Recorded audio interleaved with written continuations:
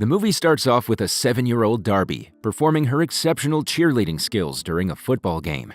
Her mother, who used to be an iconic cheerleader during her days, is very proud of her.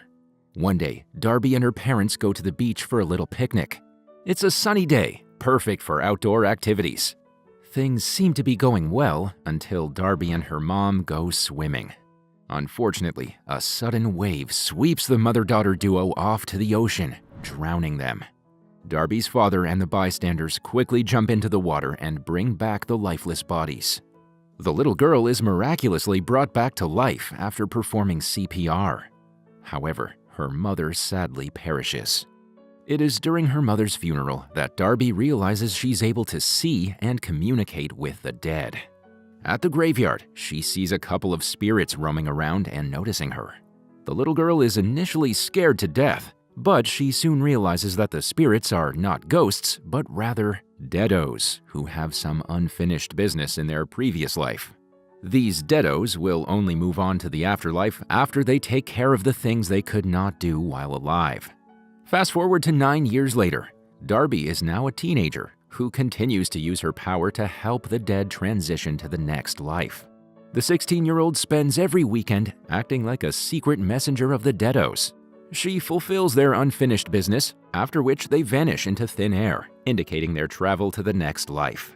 She enjoys her work very much, rather than taking it as a curse. However, Darby's side business with no income has caused her to become distant from everyone. She's a loner at school, therefore she hates attending classes. Her father always encourages her to become more social and friendly, but the teenager is in no mood to make friends with a living. She carries on with her days, judging the popular girls, including former friend Capricorn Capri Donahue, the popular cheerleader.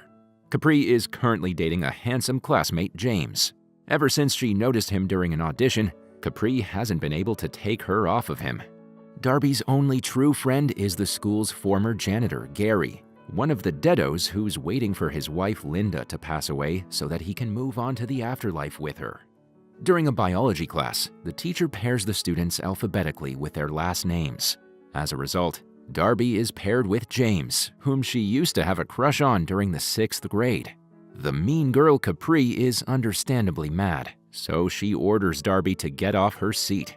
However, our girl isn't scared of the bully, and she speaks up for herself. Soon, the teacher notices their heated argument, so she instructs Capri to return to her seat. This embarrasses the bully, and she calls Darby a freak before leaving the scene. James, who turns out to be a kind person, apologizes to Darby on behalf of Capri. Later, at the cafeteria, a transfer student approaches Darby and attempts to indulge in a conversation with her. However, our introverted girl believes he's another Deados, so she strictly reminds him of her working hours. It is only when she mistakenly bumps into him does she realize that he's a living human. Darby apologizes to him for talking rubbish before the school's principal interrupts them. The principal then introduces the new student, Alex, and advises her to help him with his studies.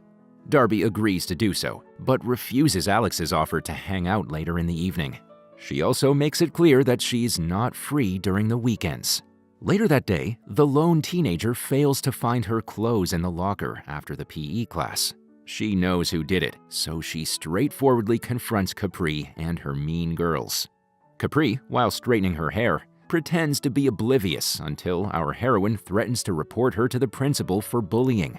Enraged, she moves forward to attack our girl, but suddenly slips away into a pool of water.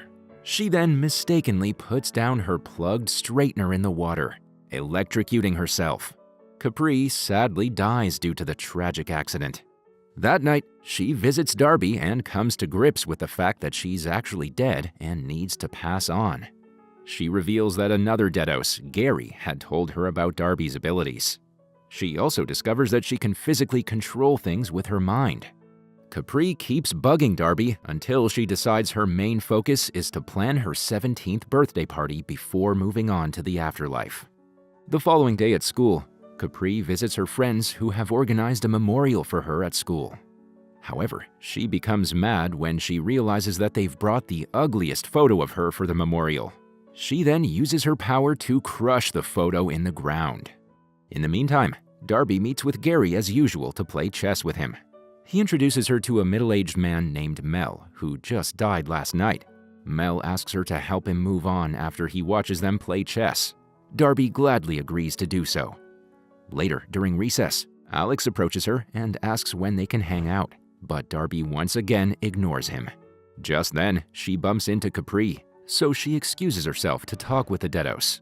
Capri says that she won't transition to the afterlife until she makes sure her sweet 17 birthday party will still carry on without her. But Darby refuses to help her and heads to her biology class. Capri follows her and threatens to use her power to manipulate things in the real world. However, Darby still refuses to listen to her. As a result, Capri mobilizes her energy to hit one of her classmates with a dead frog. Darby apologizes to the classmate and goes to the restroom. Capri continues to follow her there and forces our girl to put her head in the toilet pan. Later at home, Darby finds herself compelled to obey Capri's instructions. The mean bully then discloses her strategy for Darby to get along with her friends Taylor and Bree and persuade them to organize a birthday party in her honor. To do so, Darby needs to join the cheerleading team. As the days pass, she successfully integrates into Capri's social circle. She then proposes to Taylor and Bree to celebrate Capri's birthday and raise awareness about electrocution. They initially think it's a stupid idea, but Darby eventually convinces them by saying that it could get them more followers on social media. Soon, with Capri's influence, Darby starts gaining popularity. She performs exceptionally with the cheers and gets praised for her amazing skills. Additionally, she goes to see James, who has been absent from the school since Capri's passing. Darby also starts spending time with Alex, and it's evident that the two are in love with each other. After one of her cheerleading performances, Alex asks her out on a date, to which Darby gladly accepts. Just when things seem to be going in the right direction for our girl, problems arise. Darby's new life starts to interfere with her old one as she misses the date with Alex and repeatedly declines to assist Gary's friend Mel in moving on to the next life. Capri initially feels jealous of Darby's growing influence over her friends, but is reassured by Gary and Mel. One day, Darby goes to meet James and hands him over some notes. They go through his childhood photo album, and James reveals to have had a crush on Darby when they were children. Surprised, she quickly changes the topic by pointing at a treehouse. The scene then shifts to the two teenagers spending quality time together at the treehouse. James inquires if he can go to school with her, to which she gladly agrees. The next day, however, a rumor about Darby dating James circulates around the school. Things get elevated when James holds her hand in front of everyone. Capri, who is lurking around as usual, overhears James saying that he enjoyed spending time with Darby yesterday. This obviously makes the bully jealous, so she starts haunting him, pressuring him to break up with Darby. The following day, an anxious James visits Darby and takes her out for a drive.